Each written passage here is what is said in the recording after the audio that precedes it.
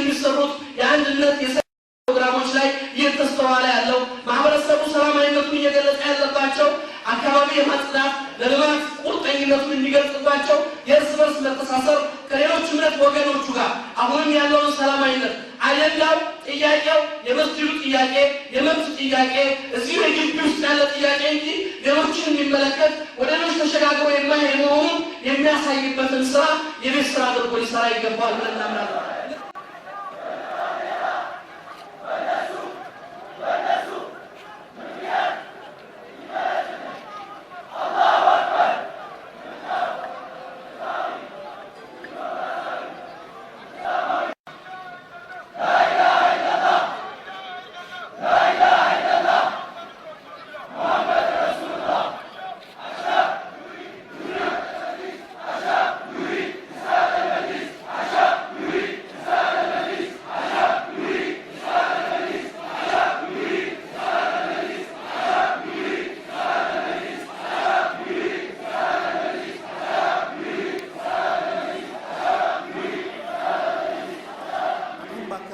ላይ ከመጅሊስና ከመንግስት አንዳንድ ቢሮዎች ጋራ ምርጫ የሚመስል ድራማ ለመስራት እንቅስቃሴ እየተደረገ ነው።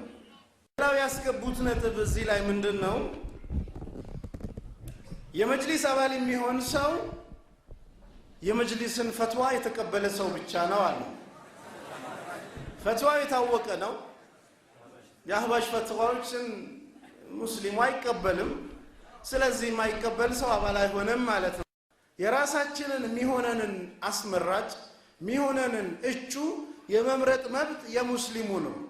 ትልቁ ነጥብ እነርሱ የሚሉት አይነት ሰው አለመሆናችን ነው። አልহামዱሊላህ ረቢል ዓለሚን።